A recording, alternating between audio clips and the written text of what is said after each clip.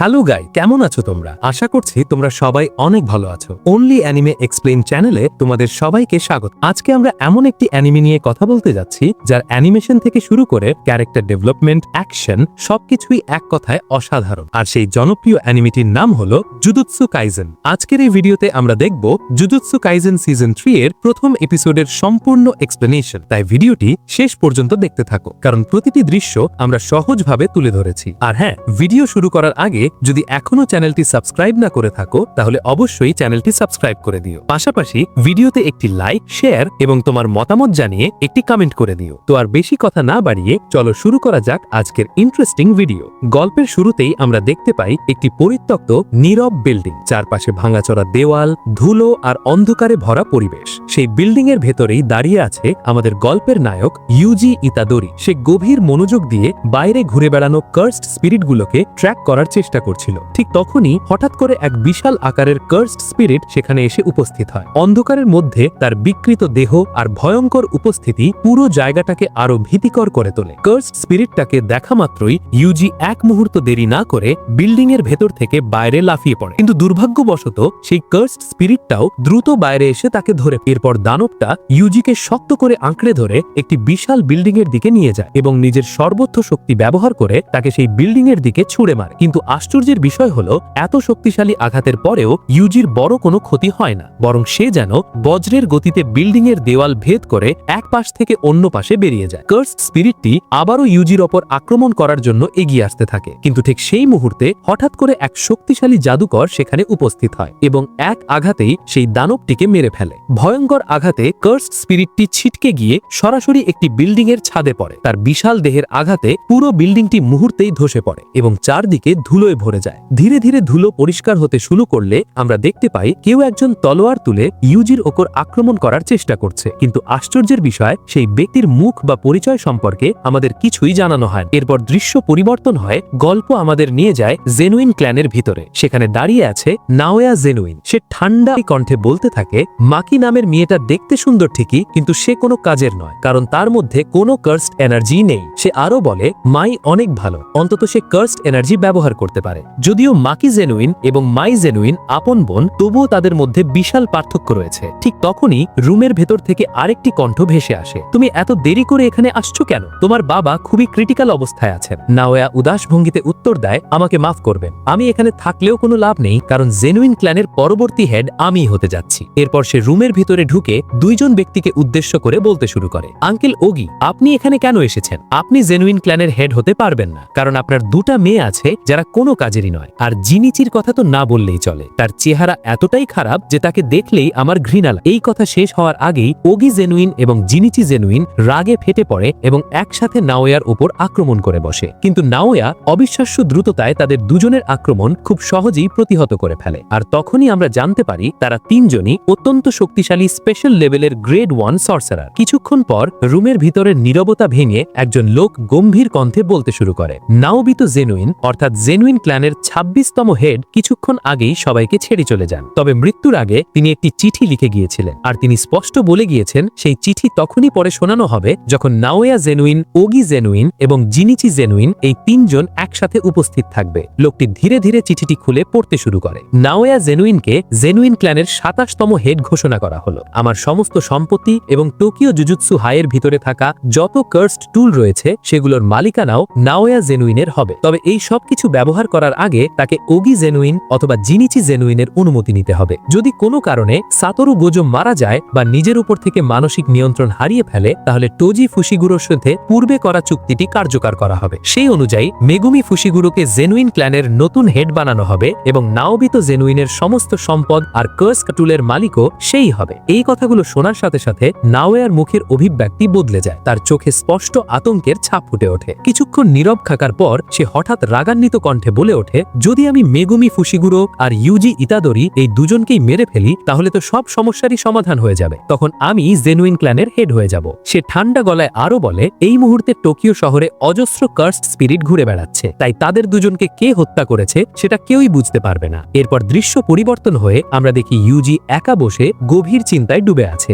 আগের দিনে ঘটে যাওয়া ভয়ঙ্কর ঘটনাগুলো তার মাথায় ঘুরপাক খাচ্ছিল। সে মনে মনে সবকিছুর জন্য নিজেকেই দোষারোপ করছিল, কারণ তার শরীরের ভিতরে ভেতরেই বাস করছে ভয়ঙ্কর অভিশাপের রাজা রিওমেন সুকুনা। ঠিক তখনই চোসো উদ্বিগ্ন কণ্ঠে ইউজিকে জিজ্ঞেস করে, তোমার শারীরিক অবস্থা এখন কেমন? ইউজি ধীরে উত্তর দেয়, আমার শরীর মোটামুটি ভালোই আছে, কিন্তু যেখানে যেখানে ব্ল্যাক ফ্ল্যাশের আঘাত লেগেছিল সেসব জায়গা এখনো ব্যথা করছে। সে একটু থেমে আবার বলে, তবে একটা জিনিস আমি স্পষ্ট অনুভব করছি, সুকুনার কার্সড এনার্জি আগের তুলনায় অস্বাভাবিকভাবে বাড়ছে, আর আমার মনে হচ্ছে সে ভেতরে ভেতরে মেগুমি ফুশিগুরোকে নিয়ে কোনো একটা পরিকল্পনা করছে। চোসো কিছুক্ষণ নীরব থেকে শান্ত কণ্ঠে বলে, তুমি আমার জন্য চিন্তা না করে জুজুৎসু হাইয়ে ফিরে যাও, এটাই তোমার জন্য সবচেয়ে ভালো হবে। কিন্তু ইউজি গম্ভীর কণ্ঠে মাথা নেড়ে বলে, আমি তোমার জন্য চিন্তা করছি না, এবং আমি আর কখনোই জুজুৎসু হাইয়ে ফিরে যাব না। আমার কারণে যত নির্দোষ মানুষ মারা গেছে তার জন্য আমি কোনোদিনই নিজেকে ক্ষমা করতে পারবো না। চোসো শান্ত কণ্ঠে বলে, এটা সত্যি যে তুমি আমার ছোট দুই ভাইকে মেরেছ, কিন্তু তারা শুধু আমার ভাই ছিল না, তারা তোমারও ভাই ছিল। তুমি যখন তাদের মেরেছিলে তখন তুমি জানতেই না যে তারা তোমার ভাই। যদি জানতে তাহলে তুমি কখনোই তাদের হত্যা করতে না। আজ যদি তারা আমার জায়গায় থাকতো তাহলে তারা দুজনেই তোমাকে ক্ষমা করে দিত, আর তোমার এই কঠিন সময়ে ঠিক আমার মতোই তোমার পাশে দাঁড়া। এই কথাগুলো ইউজির হৃদয়ে গভীরভাবে আঘাত করে। সে ধীরে ধীরে সবকিছু বুঝতে পারে, তার চোখে দৃঢ়তার ছাপ ফুটে ওঠে। এরপর ইউজি মনে মনে একটা সিদ্ধান্ত নেয়, যাদের কারণে তাকে নিজের ভাইদের হত্যা করতে হয়েছে আর বাইরে যত কার্স স্পিরিট ঘুরে বেড়াচ্ছে তাদের সবাইকে সে শেষ করে দেবে। এরপর ইউজি ইচ্ছা করেই শহরের রাস্তায় হাঁটতে শুরু করে, যেন কার্স স্পিরিটগুলোকে নিজের দিকে আকর্ষণ করতে পারে। মুহূর্তের মধ্যেই বিশাল আকারের দুটো কার্স স্পিরিট সেখানে উপস্থিত হয়। দানবগুলোকে দেখেই ইউজি সামনের দিকে দৌড়াতে শুরু করে। ঠিক তখনই একটি কার্স স্পিরিট নিজের এনার্জি ব্যবহার করে ইউজির দিকে ভয়ঙ্কর আক্রমণ ছুড়ে দেয়, কিন্তু অসাধারণ দ্রুততায় ইউজি সেই আক্রমণ এড়িয়ে যায় এবং সামনে থাকা একটি বিল্ডিং এর দিকে দৌড়াতে থাকে। বিল্ডিং এর দেওয়াল বেয়ে সে উপরে পৌঁছে যায় এবং সেখান থেকে লাফ দেয়, কিন্তু লাফ দেওয়ার সাথে সাথেই সামনে আরেকটি কার্সড স্পিরিট হাজির হয়। এইবার ইউজি নিজের টেকনিক ব্যবহার করে এক মুহূর্তের মধ্যেই সেই কার্সড স্পিরিটটাকে ধ্বংস করে ফেলে। এরপর যখন সে নিচের দিকে নামতে শুরু করে ঠিক তখনই আরেকটি কার্স স্পিরিট তাকে মাঝ আকাশেই ধরে ফেলে, কিন্তু ইউজি বিন্দুমাত্র ভয় না পেয়ে কোনো কার্সড এনার্জি ব্যবহার না করেই এক শক্তিশালী হেভি পাঞ্চ মারে। পাঞ্চের আঘাতটা এতটাই ভয়ঙ্কর ছিল যে কার্সড স্পিরিটটি মুহূর্তের মধ্যেই কয়েকটি টুকরো হয়ে ভেঙে যায় এবং সেখানেই মারা যায়। এরপর ইউজি একটি বিল্ডিং এর ছাদে এসে অবতরণ করে। সে যখনই মাথা তুলে অপরের দিকে তাকায় ঠিক সেই মুহূর্তে আরেকটি কার্সড স্পিরিট তার উপর ঝাঁপিয়ে পড়ে। আক্রমণটা এতটাই দ্রুত ছিল যে ইউজি অল্পের জন্য সেটি এড়াতে সক্ষম হয়। পরিস্থিতি বুঝে সে দ্রুত একটি টানেলের দিকে দৌড়াতে শুরু করে, আর সেই সময় পেছন থেকে একের পর এক কার্সড স্পিরিট তাকে তাড়া করতে থাকে। এরপর ইউজি টানেলের ভিতরে ঢোকার সাথে সাথেই চোসো চিৎকার করে ওঠে। ঠিক তখনই টানেলের ভিতরে দাঁড়িয়ে থাকা চোসো তার পিয়ার্সিং ব্লাড টেকনিক ব্যবহার করে সবগুলো কার্সড স্পিরিটদের একসাথে মেরে ফেলে। ঠিক তখনই পিছন থেকে আরেকটি কার্সড স্পিরিট চোসোর উপর আক্রমণ করার জন্য ঝাঁপিয়ে পড়ে, কিন্তু ইউজি সামনে এগিয়ে এসে এত শক্তিশালী একটি হেভি পাঞ্চ মারে যে কার্সড স্পিরিটটি সঙ্গে সঙ্গেই ধ্বংস হয়ে যায়। এই দৃশ্য দেখে চোসো মনে মনে ভাবতে থাকে, আমাদের যখন লড়াই হয়েছিল তখনই আমি ইউজির শক্তি অনুভব করতে পেরেছিলাম, কিন্তু এখন সে আগের চেয়েও অনেক বেশি শক্তিশালী হয়ে গেছে। তাই ইউজি ইতাদরি শুধু কার্সড এনার্জিতেই নয়, তার অসাধারণ ফিজিক্যাল শক্তির কারণে শক্তিশালী হয়ে উঠেছে। তখন চোসোর মনে একটাই ভাবনা আসে, ইউজিকে এখন দেখলে মনে হয় যেন সে এক যুদ্ধের দেবতা।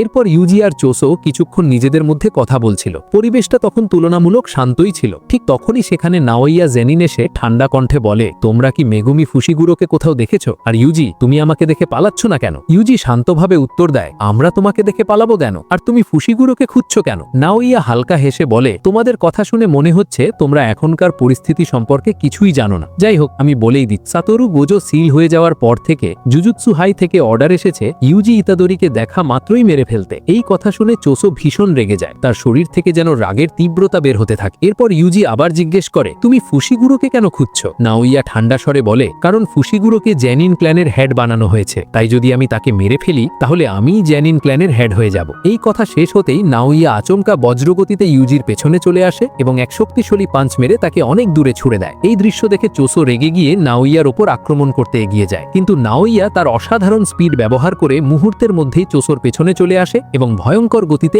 একের পর এক পাঞ্চ মারতে থাকে। পরিস্থিতি বুঝে ইউজি আবার উঠে দাঁড়ায় এবং চোসোর সাথে মিলে নাওইয়ার ওপর আক্রমণ শুরু করে, কিন্তু আশ্চর্যের বিষয় হলো নাওইয়া খুব সহজেই তাদের দুজনের আক্রমণ এড়িয়ে যায়। আর মনে মনে সে ভাবতে থাকে, ইউজি তো রিওম্যান সুকানার ভেসেল, কিন্তু তার পাশে থাকা চোসো নামের ছেলেটা সম্পর্কে আমি কিছুই জানি না। ঠিক তখনই চারদিক যেন গোলাপি রঙের এক ভয়ঙ্কর কার্সড এনার্জিতে ঢেকে যায়। এনার্জিটা এতটাই শক্তিশালী ছিল যে তারা তিনজনেই দূর থেকে তার উপস্থিতি অনুভব করতে পারছিল। আর এই বিশাল শক্তির উৎস আর কেউ নয়, ইউতা ওকোৎসু। ইউতা যখন আকাশ থেকে নিচে নেমে আসে তখন তার শক্তির চাপেই চারপাশের জায়গাটা প্রায় ধ্বংসাস্তূপে পরিণত হয়ে যায়। নিচে নেমে সে শান্ত কণ্ঠে জিজ্ঞেস করে, তোমরা দুজন এখানে কি করছো, আর ইউজির সাথে তোমাদের সম্পর্ক কি? নাওইয়া উত্তর দেয়, ইউজির সাথে আমার কোনো সম্পর্ক নেই, আর তোমার নাম সম্ভবত ইউতা ওকোৎসু, তাই না? এই নাম শুনতেই ইউজির মনে পড়ে যায় ইউতা ওকোৎসু হলো জুজুৎসু হাইয়ের সেকেন্ড ইয়ার স্টুডেন্ট এবং একজন ভয়ঙ্কর শক্তিশালী স্পেশাল গ্রেড সর্সারার। এরপর নাওইয়া বলে, আমি আসলে ইউজিকে মারার জন্যই এখানে এসেছিলাম, কিন্তু যেহেতু তুমি এখানে এসে পড়েছো তাই আমি আর তোমার কাজে বাধা দেব না। ইউতা শান্তভাবে বলে,